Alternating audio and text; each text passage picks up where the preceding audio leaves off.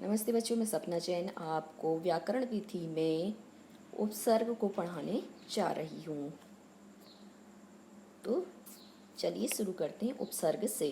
सबसे पहले यहाँ पर उपसर्ग किसे कहते हैं? तो धातु रूपों तथा अधातुओं से निष्पन्न शब्द रूपों से पूर्व प्रयुक्त होकर उनके अर्थ का परिवर्तन करने वाले शब्दों को उपसर्ग कहते हैं। अर्थात जो धातु रूप हैं या धातु रूप को बनाने वाले जो शब्द रूप हैं, उनसे पूर्व में जो कुछ शब्द होते हैं उनको लगाया जाता है, और वो जब उसमें लगते हैं, लगने के बाद क्या करते हैं, उसके अर्थ को बदल देते हैं। तो ऐसे ही शब्दों को हम क्या कहते हैं? उपसर्ग कहते हैं। और साधारण सी परिभाषा आप ऐसे समझ सकते हैं, जो धातु या शब्द रूप के आगे लगते हैं उन्हें हम उपसर्ग कहते हैं। अब यहाँ पर इसका सूत्र दिया गया है दोहे के माध्यम से, जिसको श्लोक भी कहते हैं। उपसर्गेण धात्वर्थोद पदांत अन्यत्र नियति है प्रहारहार संहार विहार परिहारवत। उपसर्गों के जुड़ने से, ये है ना उपसर्गेण, तो यहाँ पे अर्थ निकलेगा उपसर्गों के जुड़ने से। धातु अर्थ बलान अन्यत्र नियति, मतलब पद का जो अर्थ है धातु का या पद, वो अर्थ क्या हो जाता है? बदल जाता है। जैसे हार शब्द का अर्थ है माला, परंतु जब उसमें प्रय उपसर्ग लगता है तो शब्द बनता है प्रहार और उसका अर्थ होता है मारना। अभी माला अर्थ निकल रहा था और उसमें प्रय उपसर्ग जब हमने लगाया तो उसी का अर्थ क्या हो गया? मारना। इसी प्रकार आ उपसर्ग लगने पर आहार बनता है, जिसका अर्थ है भोजन। इसी प्रकार यदि हार शब्द में सम उपसर्ग जुड़ता है तो समहार शब्द बनता है, जिसका अर्थ होता है नष्ट करना। परंतु इसी शब्द में वी उपसर्ग लगने पर विहार शब्द बनता है, जिसका अर्थ होता है घूमना फिरना। इसी तरह परि उपसर्ग जुड़कर परिहार शब्द बनता है, जिसका अर्थ होता है सुधार करना, त्याग करना। इस प्रकार हमने देखा कि अलग अलग उपसर्गों के जुड़ने से शब्दों के अर्थों में परिवर्तन आ जाता है, मतलब बदलाव आ जाता है। उपसर्गों का स्वतंत्र प्रयोग नहीं होता। हम चाहें कि उपसर्गों का स्वतंत्रता से प्रयोग कर लें तो नहीं हो सकता, उसमें या तो धातु होना चाहिए या शब्द होना चाहिए। अब हम यहाँ पर देखेंगे कि उपसर्ग प्रयोगेण शब्द निर्माण, उपसर्ग के प्रयोग से शब्द का निर्माण। एकस पदस्य वाक्य प्रयोग, एक पद का वाक्य में प्रयोग भी करके देखेंगे। जैसे यहाँ पे दिया प्र उपसर्ग। संस्कृत में मुख्य रूप से 22 उपसर्ग होते हैं, उन्हीं में से सबसे पहला है प्र। प्रभवती, प्रकर्षः, प्रयत्नः, प्रतिष्ठः। अब यहाँ पर हम इसका वाक्य में प्रयोग कैसे करेंगे? गंगा हिमालयात् प्रभवती, मतलब गंगा हिमालय से निकलती है या प्रभावित होती है। प्रभावित होती मतलब निकलना, बहना। परा, परा जयते पराभवती, सैनिकः शत्रून् पराजयते, मतलब सैनिक ने शत्रुओं को पराजित किया।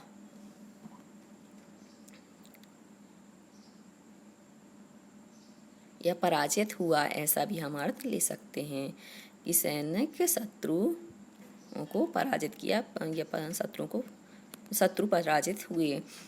अपहरती, अपकरोती, चोरा धनम अपहरती, मतलब चोर क्या करता है?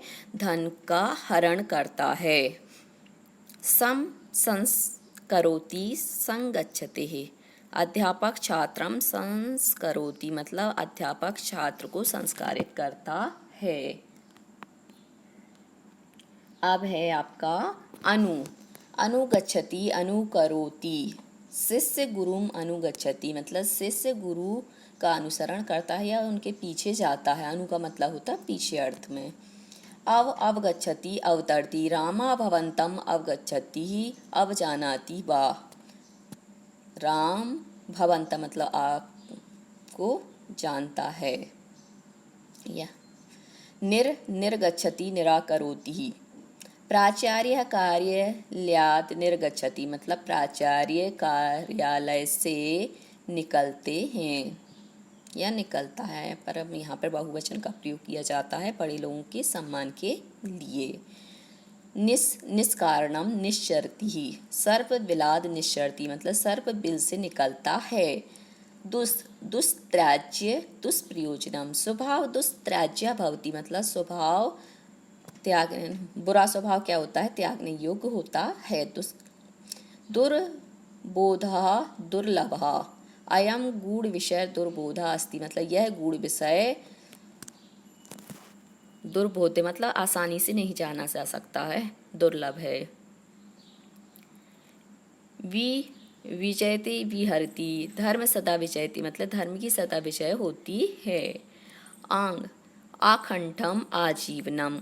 आकंठम जलम पीतम मतलब गले भर जल पी लिया या पीता हूँ। निगदति निपतति पुत्र पितरम निगदति।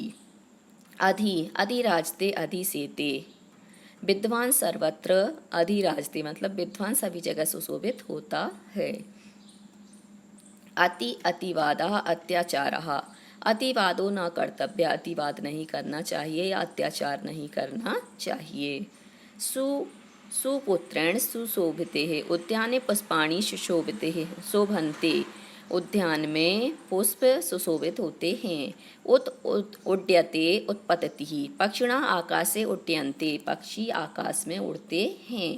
अभिगच्छति अभ्यागतः। अभ्यागतः सर्वे सदा पूजनीयः मतलब जो हमारे अतिथि वगैरह होते हैं, आए हुए जो मेहमान होते हैं वह हमेशा पूजनीय होते हैं। प्रति उपकार प्रति अवदत। पुत्री मातरम प्रति अवदत मतलब पुत्री माता के प्रति बोलती है। परित्रजामी परिवर्तनम। अहम दुष्टम परित्रजामी में दुष्ट का त्याग करता हूँ। उपगच्छति उपहरति शिष्य अध्ययनार्थम गुरुम उपगच्छति मतलब शिष्य पढ़ाई के लिए गुरु के पास जाता है। अपि दधाति द्वारपालः द्वारम अपि दधाति मतलब द्वारपाल द्वार के पास जाता है। किसी भी धातु में उपसर्ग जुड़ने से अर्थ परिवर्तन हो जाता है। जैसे गम का मतलब होता है जाना और आ जुड़ गया तो इसका अर्थ हो गया आना, तो आधनगम तो हो गया आगच्छति, आगच्छति का अर्थ हुआ आना। उपधनगम उपगच्छति का मतलब पास जाना। अनुधनगम तो अनुगच्छति का अर्थ हो गया पीछे जाना। अवधनगम तो अवगच्छति का अर्थ हो गया समझना। यहाँ हमें यह भी ध्यान रखना आवश्यक है कि जब हमें किसी उपसर्ग युक्त धातु का प्रयोग वाक्य में प्रयोग करने की आवश्यकता पड़ती है तब धातु रूप के सामान्य प्रयोग में ही पद निर्माण करने के पश्चात निर्मित पद में उपसर्ग को संधि नियमों के अनुसार जोड़ना चाहिए। जैसे हम संधि में जोड़ते हैं उसी प्रकार हमें इसमें भी जोड़ना चाहिए। अब यहाँ पर लकार दिए हुए हैं, धातु रूप दिए हुए हैं, उपसर्ग और धातु मिलाकर जो शब्द बना है वह दिया हुआ है। लकार लट लकार में गम धातु है और धातु रूप इसका जो गम से धातु बनी है वह गच्छति बनी है और उपसर्ग और धातु रूप मिलाकर बना है अनु उपसर्ग हो गया और गच्छति मिल गया तो क्या हो गया अनुगच्छति। लट लकार गमिष्यति गम धातु है, इसमें धातु रूप बना है गमिष्यति और अनु जोड़ देंगे तो अनुगमिष्यति। लंगलकार आगच्छत अनु आगच्छत तो हो गया अनु आगच्छत, यहाँ पर संधि कर दी ऊ का हुआ हो गया यण संधि के नियम से। लोट गच्छतु अनुगच्छतु। विधिलिंग गच्छेत तो अनुगच्छेत। अब आते हैं हम अभ्यास कार्य पर। अधोलिखितेषु पदेषु उपसर्गान् धातूंच पृथक् कृत्वा लिखत। अधोलिखित पदों में उपसर्ग चा का मतलब होता है और धातुअन मतलब धातुओं को पृथक मतलब अलग कृत्वा अर्थात करके लिखत अर्थात लिखो। तो हमें क्या करना है, यहाँ पर शब्द दिया हुआ है उस शब्द में से उपसर्ग को हटाना है और धातु को हटाना है। उत्तिष्ठतु उत्तिष्ठतु यहाँ पर उत उपसर्ग हो गया और स्था धातु हो गई और क्रियापद में उत्तिष्ठतु बन जाएगा। निर्गच्छन तो निर उपसर्ग गम धातु। निस्सरतु निस उपसर्ग श्री धातु। संवदति सम उपसर्ग वद धातु। प्रत्यावदत तो प्रति उपसर्ग वद धातु। सुशोभते सु उपसर्ग शोभ धातु। विशिष्यते वि उपसर्ग शिष धातु। अनवकरोत तो अनु उपसर्ग क्री धातु, पी सीदामी तो पी प्र उपसर्ग सीध धातु, अवगच्छत अवागच्छत लिखा है तो यहाँ पर संधि विच्छेद करेंगे तो अवधन आगच्छत हो जाएगा। तो अव उपसर्ग गम धातु, उपविशामः तो उप उपसर्ग बी उपसर्ग और शम धातु, उत्स्थास्यामः तो उत उपसर्ग स्था धातु, उन्नयनम तो उत उपसर्ग नी धातु, अपाकुर्वन् तो अप उपसर्ग क्री धातु, विजयते वी उपसर्ग जी धातु, परितुष्यति परि उपसर्ग तुस धातु। ये क्रियापद इन्हीं को बोलते हैं, जो शब्द हमने अभी परितुष्यति पढ़े, विजयते पढ़े, यही क्रियापद कहलाते हैं। कोष्टकात् शुद्ध पदम चित्वा रिक्त स्थाने लिखत। अगला प्रश्न है कि कोष्टक से शुद्ध पद को चुनकर रिक्त स्थान में लिखो। हे प्रभु मई खालिस्तान तो आ जाएगा प्रस्युदतु, हे भगवान मेरे ऊपर प्रसन्न हो। गुरु शिष्य से अज्ञानम तो अपहरती मतलब गुरु शिष्य के अज्ञान का हरण करता है। वानरः जनान अनुकुर्वन्ति मतलब बंदर व्यक्तियों का अनुसरण करते हैं। अहम संस्कृतम अवजानामि मैं संस्कृत को जानता हूँ। खालिस्तान सत्यम एव वदनीयम तो जीवनम सत्यम एव वदनीयम मतलब हमेशा सत्य ही बोलना चाहिए, जीवन पर्यंत सत्य ही बोलना चाहिए। अध्यापका प्रश्नान पृच्छति मतलब अध्यापक ने प्रश्न को पूछता है। छात्रः प्रतिवदन्ति मतलब जो छात्र हैं वह उत्तर देते हैं। कामात् क्रोधः पराभवति मतलब काम से क्रोध पराजित होता है। सभायां विद्वांसः एव सुशोभन्ति मतलब सभा में विद्वान ही सुशोभित होते हैं। चोरौ रात्रौ धनम आहरत मतलब चोर ने रात्रि में धन का हरण किया। माता पुत्र चाह परस्परम प्रतिवदतः मतलब माता पुत्र आपस में बातचीत करते हैं।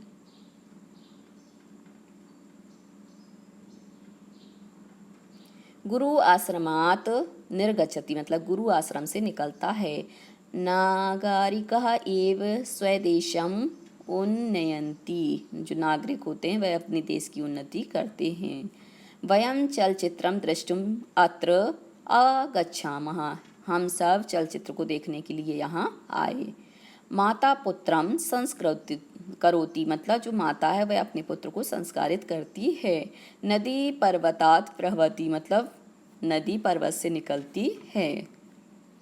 अगला प्रश्न है प्रश्न नंबर 3। हारः योगः इति शब्दाभ्यां सह अधोलिखितान् उपसर्गान् संप्रयुज्य प्रत्येकं पदद्वयस्य निर्माणं कुरुत निर्मितैः पदैः च सार्थक वाक्यानि रचयत। यहाँ पर बता रहे हैं कि हार और योग इन शब्दों के साथ अधोलिख जो उपसर्ग मतलब यहाँ पर दिए हुए जो उपसर्ग हैं उनका प्रयोग करके प्रत्येक के दो पद का निर्माण करो मतलब वाक्य बनाओ और बने हुए पदों से सार्थक वाक्य की रचना भी करो। पहले तो हमें क्या करना शब्द बनाना है उपसर्ग जोड़कर, उसके बाद उन्हीं शब्दों से हमें सार्थक वाक्य बनाने। सार्थक का मतलब होता है जिनका कोई सही अर्थ निकलता है, ऐसे वाक्यों को सार्थक वाक्य कहते हैं। उपसर्ग दिए हुए हैं आ बी सु प्र सम। तो पहले हम इनका प्रयोग कर लेते हैं, उसके बाद दूसरा इसी का जो दूसरा है तीसरा उसका करेंगे। जैसे हमने लिया आ, तो आ हार में जोड़ा तो क्या बन गया आहार। तो सह आहारम करोति वह आहार को करता है। वी में हार में वी जोड़ा तो विहार, तो सा विहारम करोति वह विहार को करता है। प्रहार रामः रावणम प्रहार करता, राम ने रावण के ऊपर प्रहार किया। सुयोगः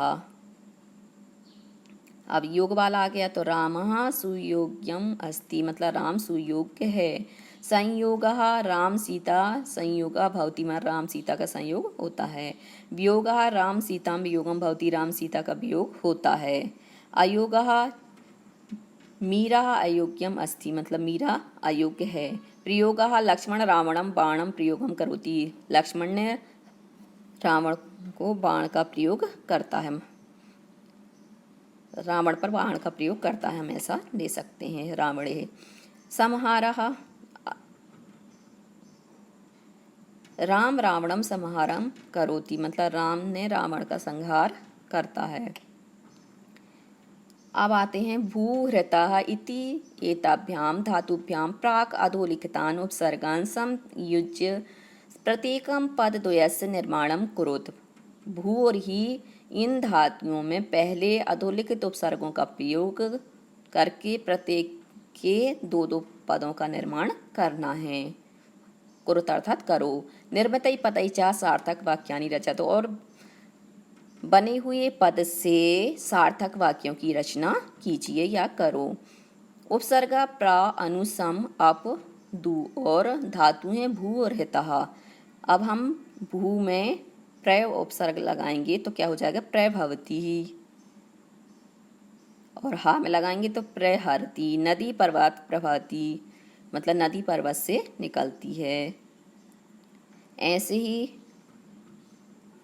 हम लगा देंगे अनु तो अन्य भवत अन्वहरती, हम लगाएंगे सम तो संभूय संहरती, हम लगाएंगे अप तो अपहरती, ऐसे ही हम लगाएंगे दुर तो दुर भवती ही। जैसे और उदाहरण लिखते हैं, गुरु शिष्य से अज्ञानम अपहरती, मतलब गुरु शिष्य के अज्ञान का हरण करता है। दुर्भवती सह व्यवहारम दुर्भवती, मतलब उसका व्यवहार बुरा होता है। संहरती